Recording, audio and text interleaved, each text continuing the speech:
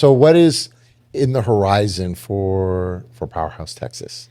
So it's really easy to just jump in and start planning all of our upcoming, events and trainings and programs. But we just went through a really intense legislative session and are wrapping up, a year of our programming. And so what's next is reflection. We are going to do really a deep dive and a retrospective about what we did, where did we fail, where were we successful, what were our missed opportunities. And I think as a startup, right, a startup nonprofit, you get the money and it's go, go, go. We need to get the next check and hire the next person. And we're now we're just entered year 3, going into year 4. And I think it's time to slow down a little bit and look at where we came from and really have some strategic planning about where are we going in the next 2 to 5 to 10 years. And so I know, our team is already planning, our next big Power Player Awards event or, our next big tour that we're going to do. And I was like, guys, we're not going to schedule anything. You guys are going on tour? Get the tour bus? Yeah. Yes. We love tours. We love That's energy cool. tours. That's cool.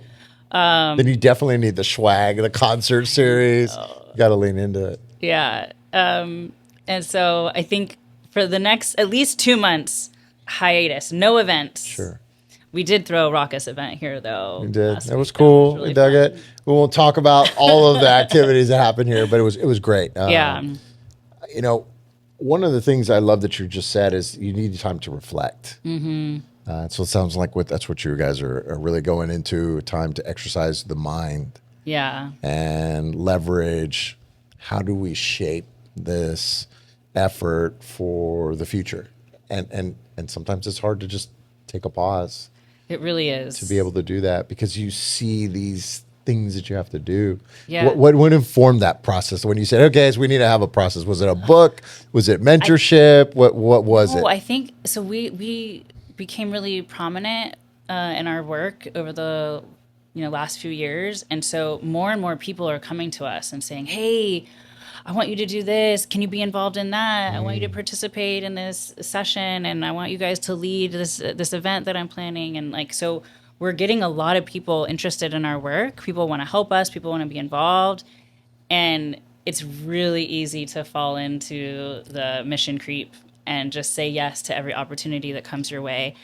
And I was just feeling overwhelmed by all the potential opportunities that I realized, no, focus, right? Yeah. Depth. It's okay to say no. It's okay to say no. It is.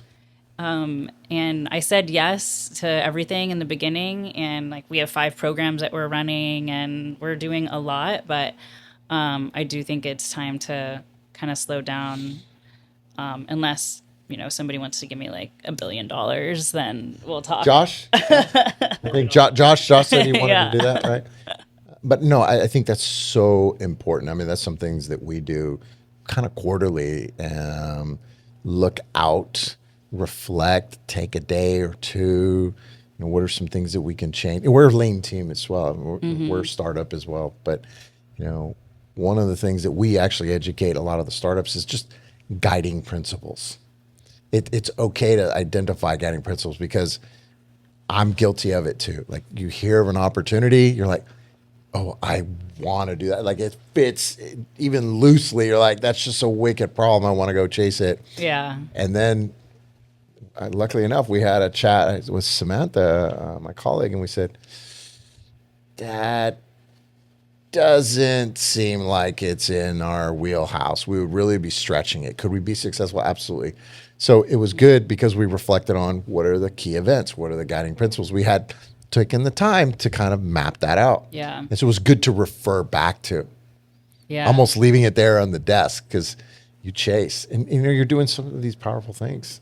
So I get it. You are very successful personally, professionally, even now you're as an organizational leader. So it's interesting that you're saying that you're taking time to reflect to be able to make sure you keep that value going. And I know that's hard. It is hard. It's hard. You probably have a great team. How big is your team? Well, our core team is 3 or 4 of us between both organizations, and then we have a whole entourage of interns, consultants, board members, volunteers. So And are you guys remote, or do you have an office, or come in and check in? during the anywhere? legislative session, we spent a lot of time in the Capitol, but a lot of it is done remotely, and then of course we get together for our strategic planning and quarterly evaluations. But Offsite, okay. yeah, I think we might be doing some work here at some point. Yeah, co-working. I mean, we're a team already. You got the you got the swag. I think it's going to be great. Look, is there anything that you want to tell the audience that they need to be paying attention to, or they should be mindful of, or just some maybe best practices on how they can affect something that's personally passionate to them based upon your experience? Sure. I think having the confidence of believing in yourself that this vision that you have can come true and it can be a reality as long as you stop doubting yourself. When we first had this idea of starting this organization, the idea of having to go and ask people to buy into this vision was terrifying. Yeah. And I was shocked that people kept saying yes and giving us money here and there. And I'm like, what? Where's all this money coming from? This is absolutely incredible. But despite that, there's still, I don't know if anybody else grapples with this, but I have like a little tiny voice in my head that tells me you can't do it. Like this isn't gonna work out. And so being able to acknowledge that, but then choose to ignore that or face it and come up with an alternative strategy. So having a plan B, C, D. Oh, I see what you're saying, right? Almost, we call in the military like wargaming. It's the point counterpoint. You know, it's actually in your head. I think it's a good thing, actually. It's a good thing because what you do arrive at, you've already kind of done some initial analysis in that way. That's funny. What voice is that? Is it your voice or is it somebody else's voice that tells you that? Yeah. It probably sounds like a different version of my voice, but I think it's mine. But yeah, you just, everybody has the story that they're telling themselves in their head, right? And so what is that story that you're telling yourself? And is it helping you or is it hindering you? Right. And so I think for entrepreneurs and people who are trying to do something big and bold and scary, that you have the right story in your head, that you're telling yourself the right things. And I think probably a lot of people in the Q Branch ecosystem may not have to deal with that.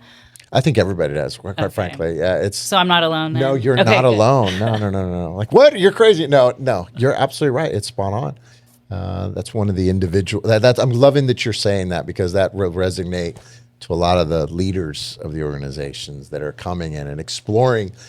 Just to say I'm coming to the United States, that's a big deal. Yeah.